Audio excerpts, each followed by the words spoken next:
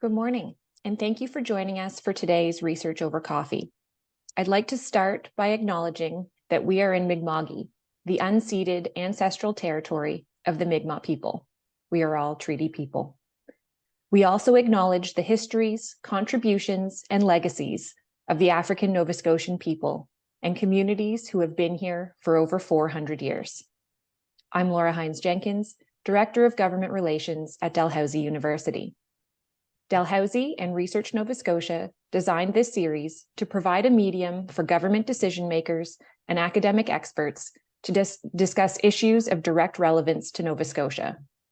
I have the pleasure of introducing today's speaker, Dr. Tim Webster. An expert in Lidar and other high-resolution remote sensing and geographic information system techniques, Tim is the research scientist leading the Applied Geomatics Research Group at NSCC. His work is timely. Of late, our region has experienced unprecedented climate-related events, including a polar vortex, flooding, hurricanes, and wildfires. With ongoing sea level rise, our province is at an increased risk of coastal flooding and erosion. This morning, Tim will discuss how new technologies can help Nova Scotia map vulnerabilities and how our communities can build resilience and better prepare for future climate events.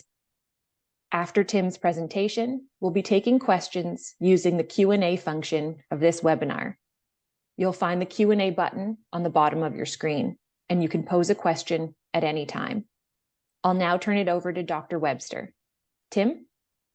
Thank you, Laura. Thank you for the kind introduction. I will start sharing my screen. And good morning, everyone. Okay, so how vulnerable is coastal Nova Scotia with a changing climate? And I think the introduction was very key to some of the things we've all experienced in the last few years. On the left is a brief agenda. I'm going to take you through a little bit about who we are, geomatics research at NSCC, a little bit about the coastal issues related to storm surge, sea level rise. Then we'll move into erosion and what the potential future may look like for climate change. As mentioned, we'll talk about some technology, and then we'll round off looking at Fiona and some other comments I have. So the Applied Geomatics Research Group, it was the first research group established at NSCC back in 2000. The impetus for that was in 1999, the colleges were eligible for CFI, Canada Foundation for Innovation grants. We wrote up an application to acquire high-resolution elevation and image data for the Fundy Coast. Just about that time in late 90s, Lidar was becoming the state-of-the-art technology for mapping elevation. And about the same time, the federal government started doing coastal flood assessment projects that we were involved with. So it worked out quite well. It evolved from faculty at the Center of Geographic Sciences, COGS, which is a long-standing relationship and a great history of fine work. I'm funded by NSCC, and the staff that work for me are typically on soft money that either comes NSERC, Research Nova Scotia, other funding agencies, all levels of government and industry, and we're the only institution to own one of these topobathymetric lidars, and I'll tell you a little bit more about that as the talk goes on. Now, NSCC has 5 research groups, including CTAC, which is a technology access center funded by NSCC. Okay, let's jump right into it. A little sort of storm surge 101. In the past, the January 2000 was known as the largest storm surge on record. Fiona shattered that when Fiona came along. So now Fiona is our largest storm surge we've recorded. I think an interesting point here is that when you hear about a hurricane or a deep low pressure system coming, just keep in mind that every 1 millibar drop of barometric pressure or atmospheric pressure allows the sea level to rise 1 centimeter. Fiona has the record for the lowest barometric pressure of 931 millibars when it made landfall. Normal atmospheric pressure or barometric pressure at sea level is 1,013. So that's quite a significant drop. Now, relative sea level will increase the problem as we move forward. And relative sea level is a combination of the global sea level, which we often hear about through the IPCC reports and other projections. We also need to consider our local crustal dynamics. And unfortunately, much of Nova Scotia is sinking. So we have a combined relative sea level that is higher than the global sea level. The tide gauge records around the region indicate about a relative sea level rise about a foot or 30 centimeters, 32 centimeters for every 100 years. And the future global sea level, it's varying in its projections from modest up to as high as 2.5 meters in the next 100 years. Southern Maritimes, about 15 centimeters per century. And most scientists, not too many people would argue that we would expect at least a 1 meter sea level rise, relative sea level rise by 2100. And I'll just keep in one more point here is that when we do get a storm, there are three components: the tide plus the surge, and then we have waves riding on top of that or wave run up. So just this is the Charlottetown tide gauge from 1911 to 98, and this is the annual mean. And you can see a very linear trend there. And the slope of that line is our 32 centimeters per century. This is a very common number between St. John, Halifax, Charlottetown, many of the gauges around the region. And this other little map I've put in here, the blue contours represent subsidence. The red contours are representing uplift. This is related to isostatic adjustment from the last glaciation. Another way to look at those kind of data would be this map here, which is from the Geological Survey of Canada, Tom James. What we've got here is the uplift rate, and you'll notice along the St. Lawrence, the numbers are positive and the bar is upward, whereas in the Maritimes, the bar is actually going down, indicating subsidence. And as a result, we have these higher relative rate of sea level rise in the Atlantic Canada compared to say the St. Lawrence or other areas in the country. So unfortunately, a bit of a double whammy for the province. Now, that's the kind of current situation. Of course, the big question moving forward is, how is our global sea level going to change with respect to the amount of carbon we're putting into the air? And here's one of the projections, for example, using the representative concentration pathway, or RCP 8.5. If we look at that one, which is more or less business as usual, we can see, easily up to a meter with taking into account the error bars, but almost up to 0.8 meters as one of the projections. Now, remember, this is global, not taking into account relative. There are quite a few reports out there that go into this. One from NOAA in the United States gives a variety of scenarios. And you'll notice on this graph, we have the 8.5, but as well, they describe this extreme sea level rise, potentially up to 2.5 meters. They're not necessarily advocating this is going to happen, but it is within the realm of possibility. So quite a range moving forward. So there is some uncertainty. It's certainly not nailed down 100%. But in general, we know sea level is going to be rising, and therefore the problem is going to be getting worse, not better. Here in Canada, probably one of the most definitive voices in this regard is a gentleman named Tom James from the Geological Survey, and he's produced an open file report in 2014, and he has a new one just coming out that I would point you to that. One of the graphics in his report shows, for example, Halifax and Tuscot, and as you see, we're almost up to the 1 meter mark here by 2100. And you'll notice I've highlighted this little green triangle. This is an additional pulse of fresh water that could come into the system, adding another, we estimate, about 65 centimeters if the Antarctica ice sheet collapses. So there is a couple of wild cards here as well. Let's switch gears and talk about what's happened in the past. So the existing storms. We had a significant nor'easter in Groundhog Day, February 1, 2, in 1976, worst disaster to hit Southwest Nova in a long time. And of course, you know, we still see, unfortunately, headlines like this today when we do get battered by things like Fiona or that extreme rain event. This is the Groundhog Day storm in Yarmouth, measured at the Yarmouth tide gauge. So this is a device that measures the water level on the ocean. And what you're seeing here are the blue graph underneath is the predicted tide, and the red line is the observed tide. So this would be the surge event right here. And when we separate those two out or difference them, we have the residual. So down here, we can see we had a storm surge of about 1.5 meters. That's a very common number that we see. For example, Hurricane Juan, 1.7. Many of the other storms we've seen through the years, typically around 1.5 since we've been measuring that. Now, as you're probably aware, much of Nova Scotia has some dike territory and dikelands from our Acadian history, and now preserving our agriculture and some other critical infrastructure.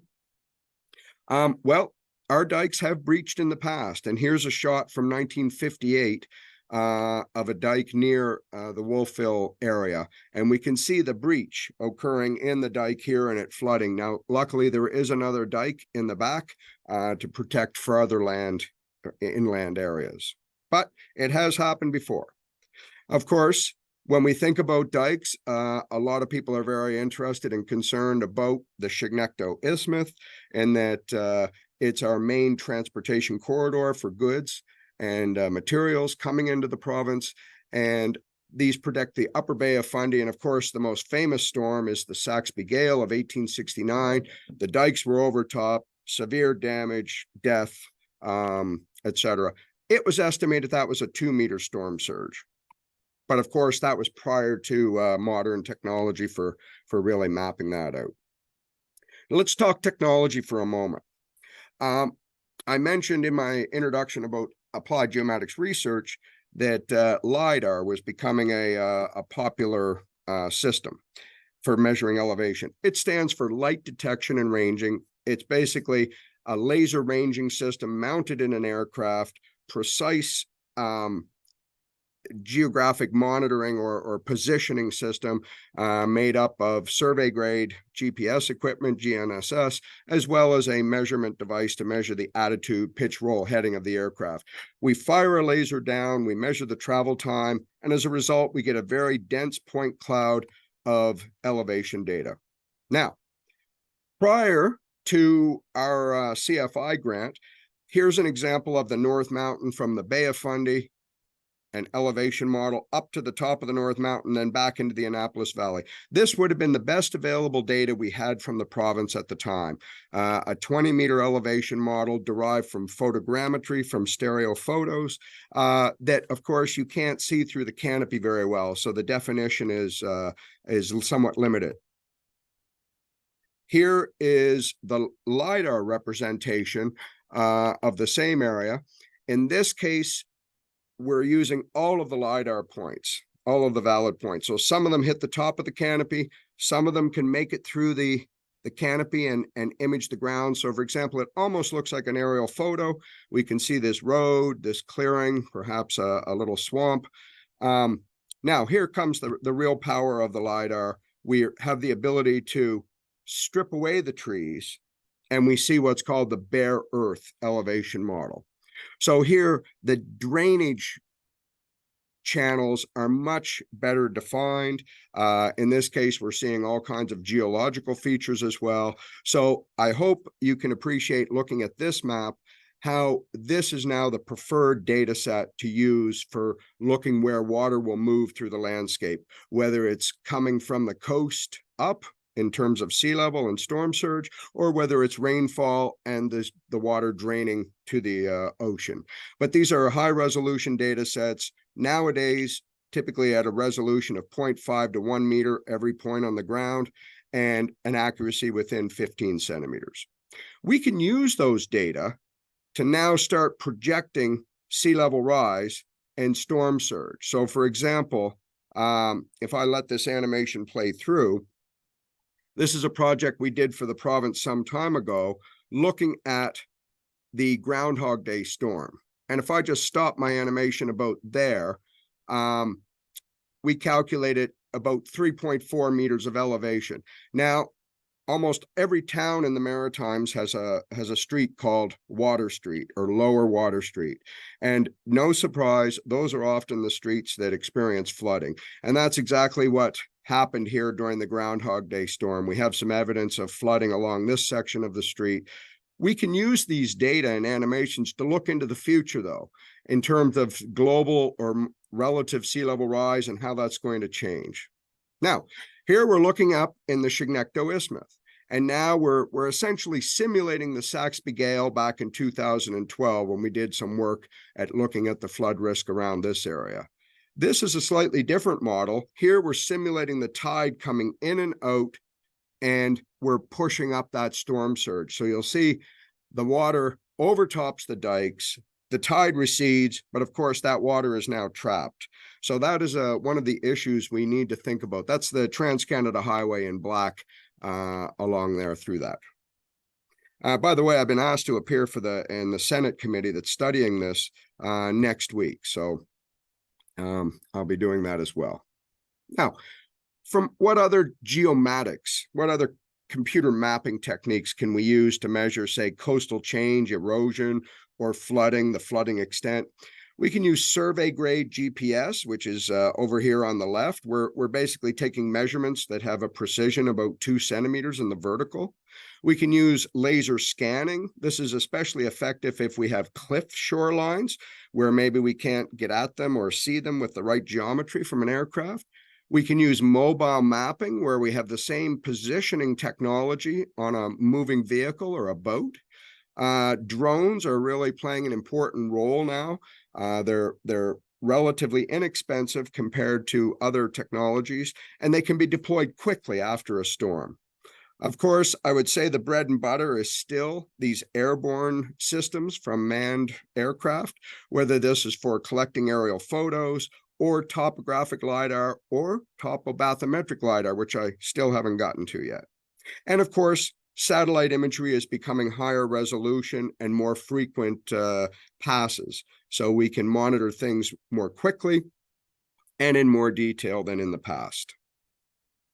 Now, what does it look like on the ground? So here is a piece of coastline on the Northumberland Strait after a severe winter storm. And you'll notice the coastline is almost vertical. The bank is almost cut vertical. Just keep your eye on this series of fence posts because this is what it looks like when somebody comes back to their cottage in the spring. So the bank has now failed and slumped over time through the freeze-thaw process, and the bank has come back and reached equilibrium. Now, if those fence posts weren't there, the landowner could come back, and it would be very challenging for them to actually see a big difference, perhaps, of what the bank looked like when they left in the fall.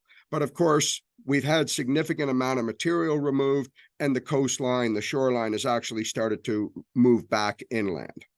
So it's a complex process, typically episodic in nature, and 2 or 3 processes that take place before the bank is back to equilibrium. There's generally 2 methods for mapping erosion, if you will, or coastal change.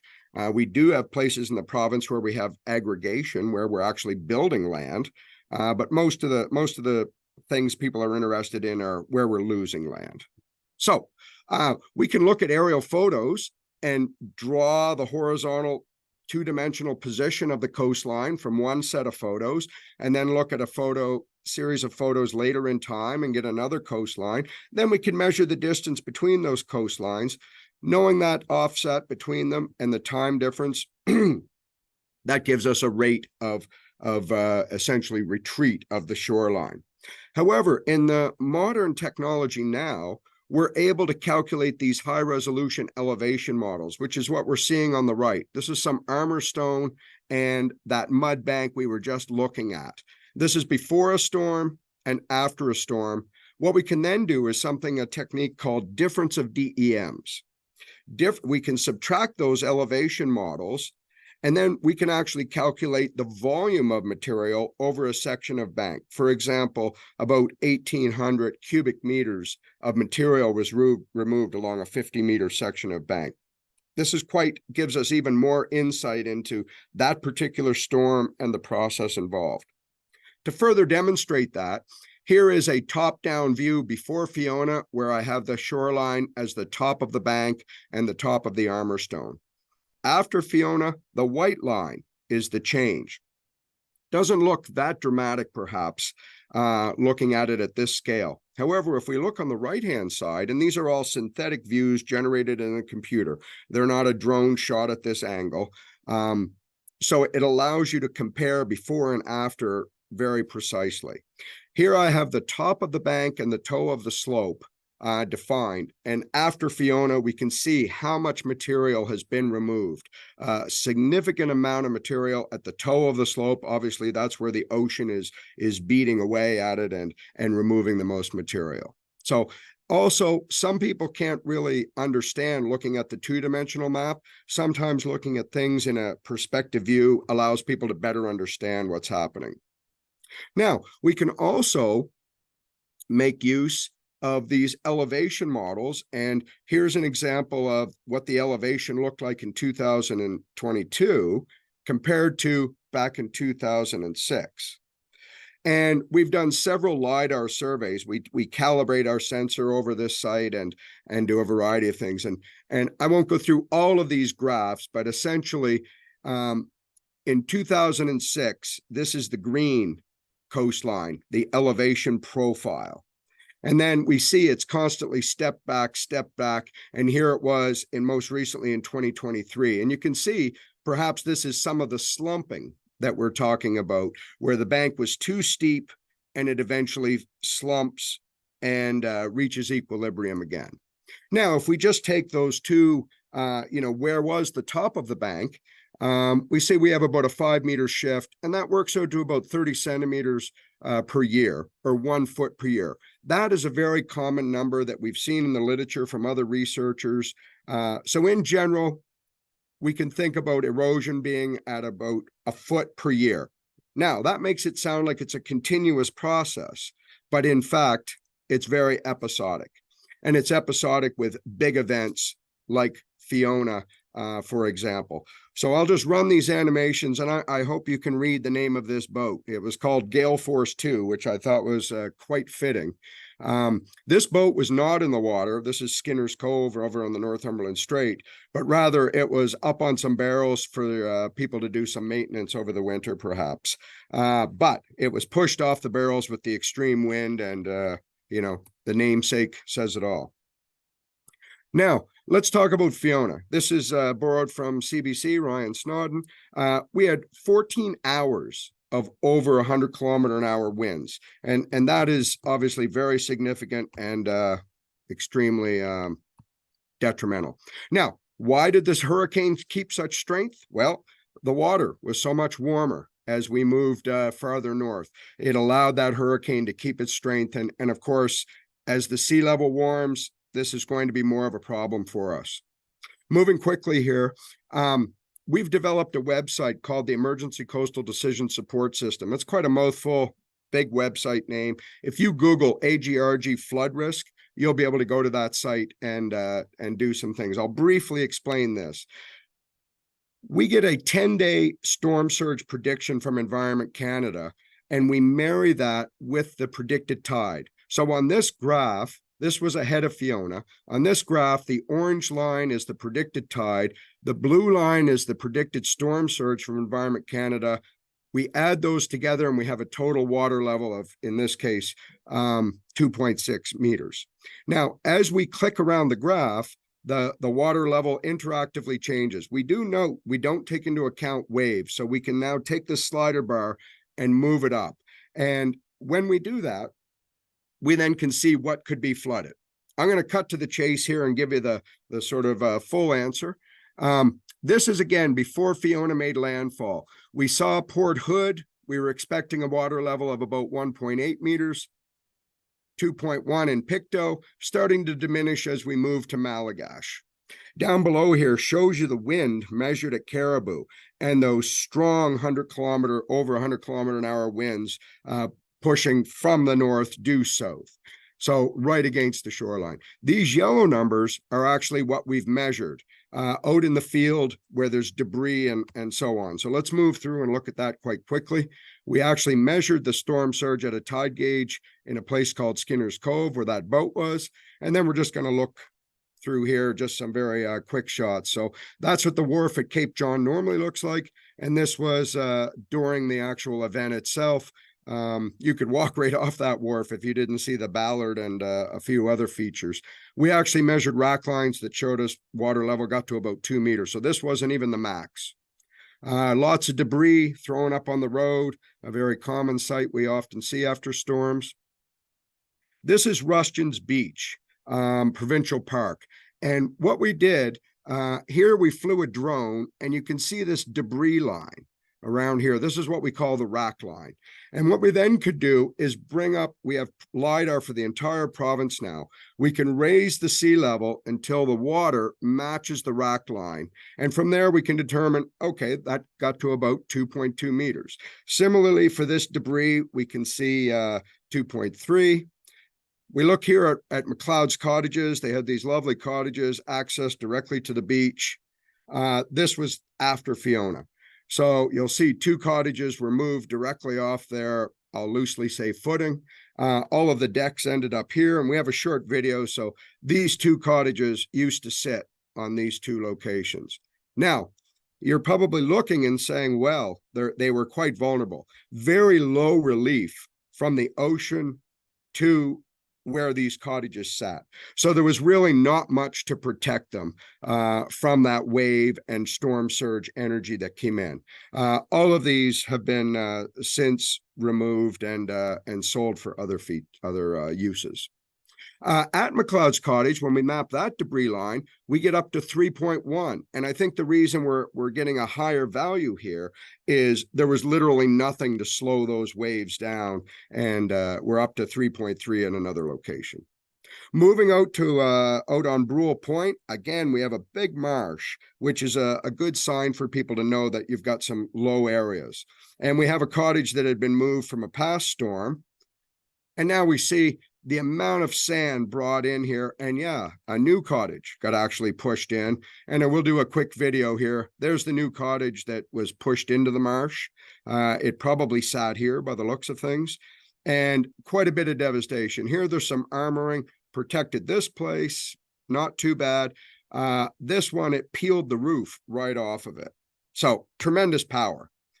Now, because we knew that elevation ahead of time, we could take something like this elevation model here, and this is this Topobathy system. So we actually have Lidar data that measured the under the water right up onto the land. So we knew the water level was going to be 2.1 meters and then waves on top of that. So maybe we get a 0.8 meter wave run up, and we can then project that water level up onto the land and say, okay, it looks like this building could get flooded. What if the waves were 1 meter? Well, it's going to flood even farther. Well, what was the actual storm surge? This is the sensor we made use of, and we measured a storm surge for Fiona 2.4. That's the highest storm surge we've recorded in doing this work the last 20 years, and one of the highest storm surges when we look back at the government tide gauge data. If we compare that to Dorian, which was a pretty significant storm, only a 1.5 meter. Remember earlier on, I said 1.5 was a fairly common number. So it just puts into the context how big Fiona was. Let's keep talking about tide gauges. The active tide gauges are these ones in green. Now, you may think that's a pretty good distribution, but we have nothing on the Northumberland Strait on our side other than Charlottetown. And if we look, there was the measured water level of Charlottetown. It was slightly elevated, but no significant storm surge. If we look at Shediac, the gauge actually failed because of power outage and water inundation. Now, why are these tide gauges important? The Nova Scotia guidelines calls for mapping the 1 in 20 and the 100-year return period storm surge, or the equivalent of the 5% and 1% probability. How do we calculate these return periods? The best way to do it is to use observed water levels. And unfortunately, we have a limited amount of those. Now, we're supposed to take that storm surge value, add it on to the highest tide possible, and then that will be our current flood risk for storm surge. And then looking into the future, we look at things like relative sea level rise and things like Antarctica for projecting that water level into the future. But this shows us, for example, in Halifax, the total sea level. This is the year on the bottom and the water level on the left side. And as you see, these are extreme events that we're most interested in, not the everyday event. And I pulled this from Don Forbes' report. This shows you one. Now, these are rare events and therefore are very critical to the statistical analysis to come up with return periods. And if we're not capturing these events because they're either no tide gauge or the tide gauge failed, then we may not be actually estimating our risk appropriately. Another approach, if we don't have a tide gauge, is to map the high water marks. So here are the marks we mapped. Now, New Brunswick, they actually had somebody from Natural Resources go out and do some extensive mapping. PEI, they hired UPEI and a contractor to do other additional mapping. We did ours just out of interest sake, no budget, no support for that. Now, remember, the debris line is waves on top of storm surge on top of tide. Okay, I've been going quickly here, so I'm going to wrap up. We are obviously vulnerable to storm surge and erosion today. This problem is only going to get worse and perhaps more frequent. Big challenge is, are we going to have accelerated sea level rise, which is what we are expecting?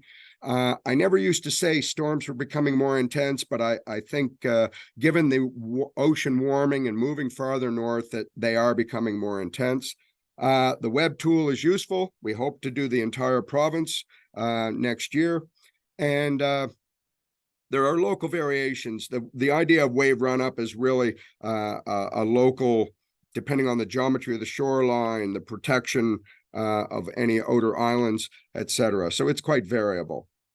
Drones, great thing to go out and map. We need more gauges, and we need a more established program to measure wave run-up and so on. So that concludes my talk. I guess we can now perhaps move to the question and answers. Thanks, Tim. So if you could stop sharing your screen, then we can go to great. Thank you very much. So I'm Stefan Leslie. I'm the CEO of Research Nova Scotia, and I'll help Tim through the questions that are coming in. If you could use the Q&A feature at the bottom, I'll start going through them. And Tim, there's a couple of questions related to both what we know, where we're going, and what to do about it. So what we know, I'll just start with that. So the models that you've got have obviously increased in sophistication from just understanding sea level and where water might come in based on tide and storm event to include wind, the effect of waves, atmospheric pressure, and so on. Where do you see your work going over the coming, say, decade or so with respect to both kind of technological development, but also our ability to understand at a really fine scale where the areas of risk are? Right. No, it's a great question. So the general area of risk, so sort of the blanket mapping we could do, now we have Lidar for the entire province. So that means for every meter along the coast, we have an elevation that is fairly accurate. So therefore, these calculations about the 1 in 20 or the 1 in 100 year event can be made with some uncertainty because of the fact that they're built on return periods. And we have certain limitations there or generalizations. Now, in terms of where the technology and where things will advance, right now, not many organizations are actually modeling wave run-up. And as I said, it's a very localized situation. However, one of the big factors influencing wave runup is the nearshore bathymetry, because that's what's going to control when that wave breaks, how it's going to dissipate its energy and come up on shore. And I think the technology that we employ, that I didn't really chat too much about, was this topobathymetric Lidar, I believe is going to provide the basis of the data that modelers can use to really advance that and hopefully bring it along. So in the short term, topographic Lidar should allow us to make better coastal maps for the entire province. And in the longer term, our modeling can become more sophisticated because we have not only the near shore, but also the land and the near shore seamlessly together. Okay, we've got a lot of questions pouring in. Okay. Clearly tapped an interest here. So we've got increasing storms, we've got a sinking landmass, we've got rising water, better tools to understand. Can you gather those together and provide insight into, at the federal, provincial, municipal level, what some of the adaptation, resilience, preparation options may be available? Sure. So this, and I didn't, due to time, I didn't include this, but of course, many people in Nova Scotia may be familiar with the Coastal Protection Act that's coming in. It's been passed in 2019. It hasn't been implemented yet, but there are two general principles to try to help Nova Scotians avoid risk at the coastline from both coastal change or erosion and flooding. So in general, there's going to be a vertical setback or a vertical tolerance that one will have to be at a certain elevation in order to try to avoid flooding. And those numbers are not set yet, but they'll very much probably be related to that 1 in 20, 1 in 100 year event I talked about. And then the second one that's probably a little more less straightforward, I guess I would say, would be related to potential of erosion. And here you're going to be looking at a vertical setback. This is only for new builds, not existing structures. And what the design here is that the landowner would have to hire a designated professional, could be a geoscientist, a surveyor, or an engineer, somebody who knows something about erosion and coastal processes. They will hire that professional to come out, do an assessment of their property, look at things like, what is the bank composed of? Is it easily erodible? Is it resistant? What is the slope? How exposed am I? Is there a big island out there protecting me from the waves? Or do I look out, the next thing I see is, Europe? Then you're exposed to what's called fetch, the long distance of which waves can build up. So variety of things like this are then put into a formula, and out comes a number that says you have to be so many meters back from the shoreline. So that's how Nova Scotia is taking the approach of risk. Places like PEI, they've done an analysis in 1968, 2000, and 2010, looking at erosion, and they've got rates for the entire island, and they're just in the process of doing this again for the 2022 aerial photos. So they're able to provide their citizens with those kind of rates of change directly, whereas in Nova Scotia here, we're putting it onto the landowner, and then they would submit that report to the municipality, who then decides whether they are getting a building permit or not. All right. Lots of questions. I'll try and get through as many as we can. A lot of your presentation spoke to the Northumberland and some of the rural areas. Can you speak to the vulnerability of Halifax itself, and perhaps maybe also other major urban centers, such as maybe Sydney? Sure. So I mean, whenever we do a flood risk study in our group, we always try to go and research what we call the benchmark storm. Ideally, so that it allows people to latch on to something that perhaps they experienced or understood. And then from there, we can start looking at things like return periods and projections into the future.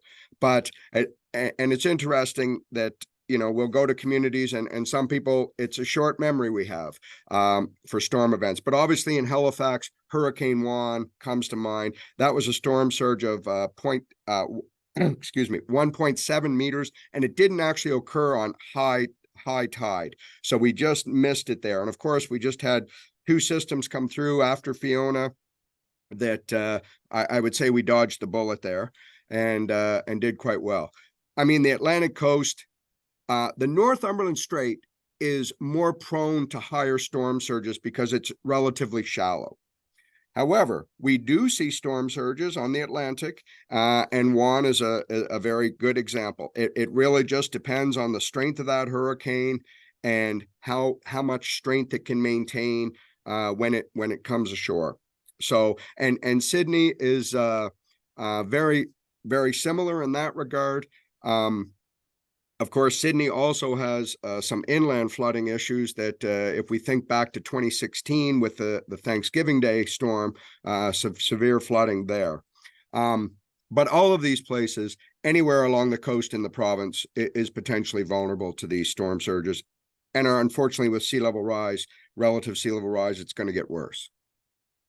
The tools that you're developing and the potential for assessment at a small level, I've got a question here around whether it can be used by individual landowners or whether this is really more suitable for municipal level or infrastructure planning at a more macro level.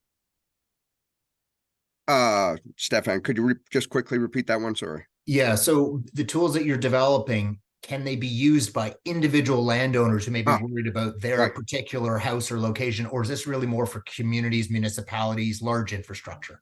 Yes. The website we've developed is available to the public.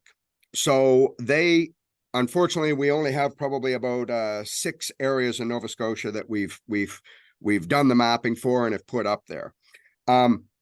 I personally think it should be available for the general public to look and consume.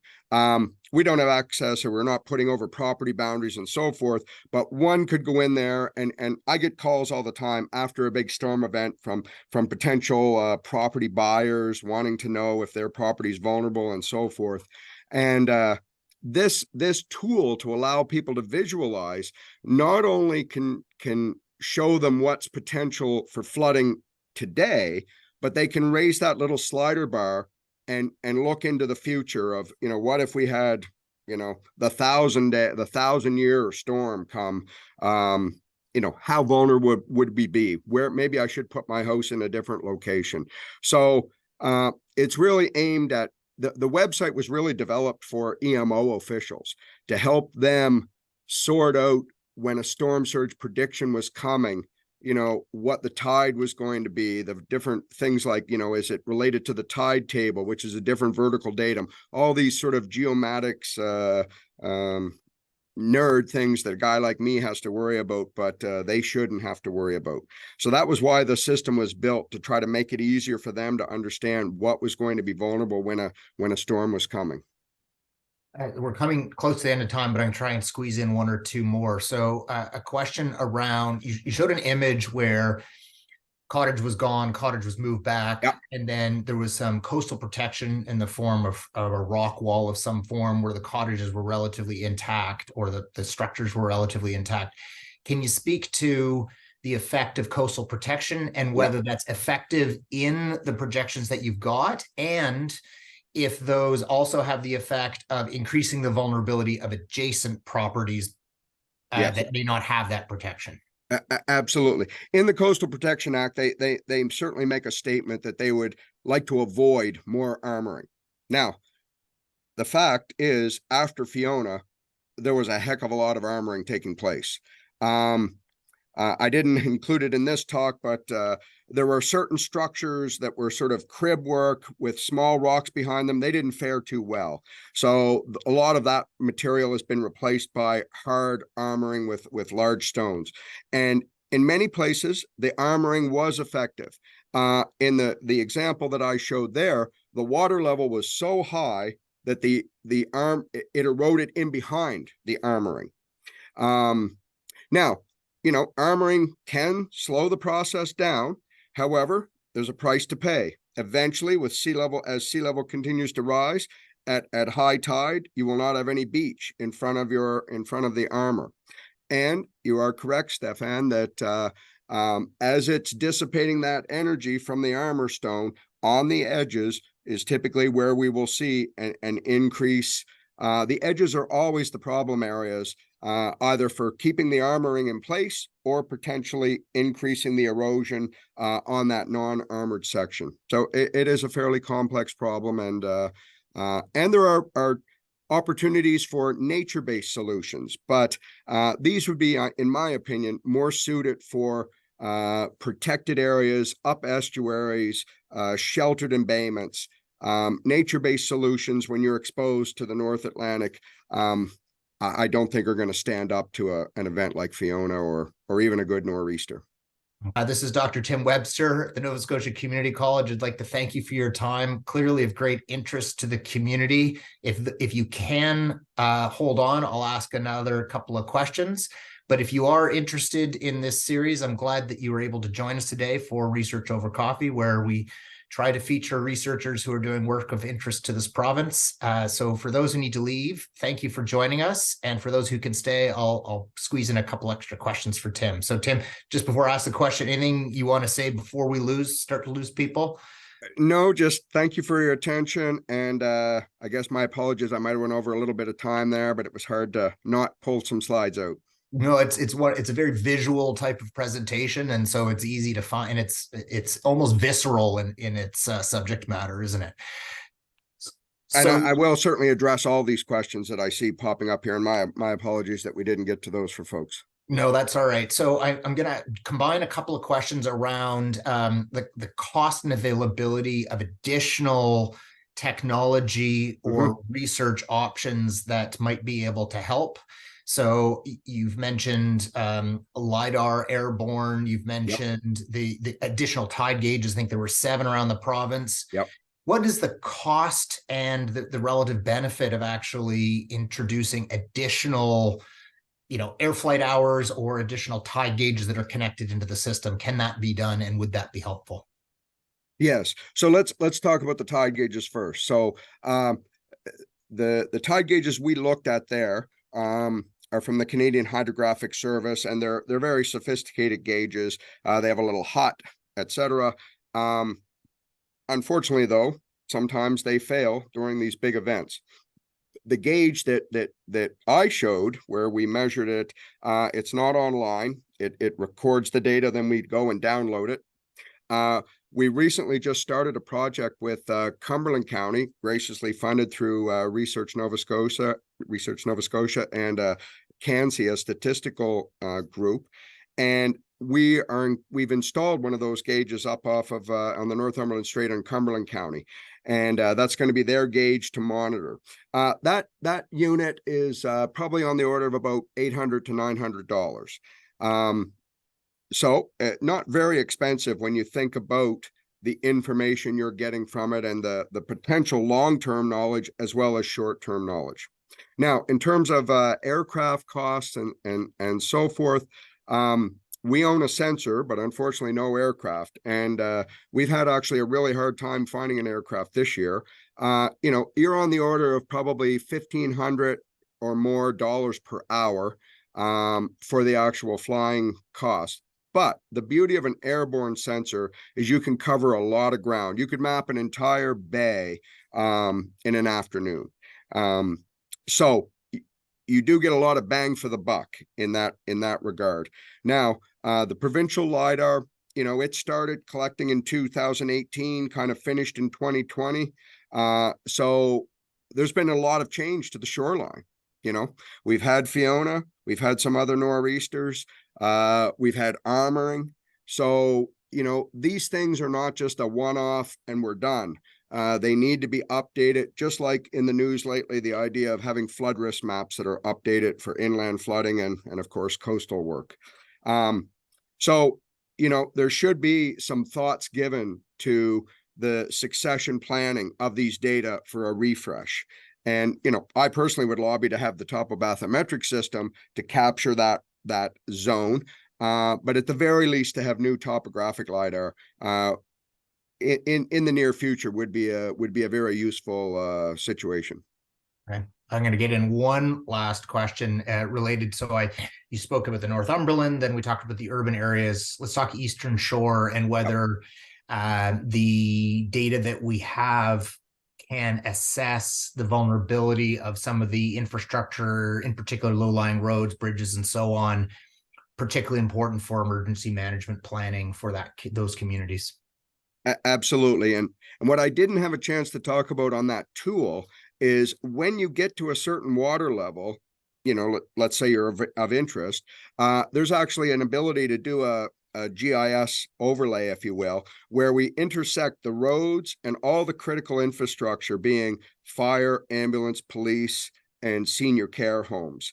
And we then tally up and show on the map where those are inundated.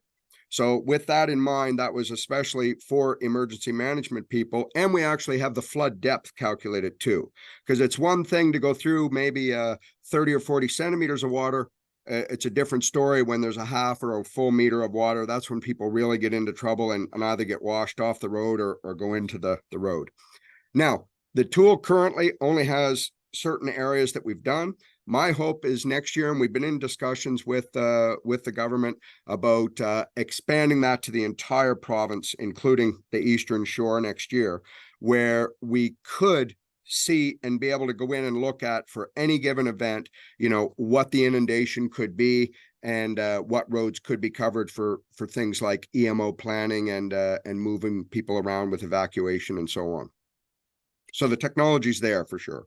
Great, thanks. So I think we're going to have to end it there. We're now 8 or 9 minutes over time. So for those of you who've hung on, appreciate your time and attention. Tim, thanks again. Really a very interesting presentation, very current topic, lots of different dimensions, lots of different threads to pull on. We didn't even get to river flooding and other sorts of vulnerabilities, which could be a subject for an entire other 45 minutes. So stay tuned. Maybe we can find another way to do that. So appreciate everyone's time. I hope you enjoyed this edition of Research Over Coffee. Stay tuned for future events with additional researchers addressing the matters of interest to this province. So thanks again, Tim, and I wish everyone a very good day. Thank you very much. Thank you. Thank you, everyone.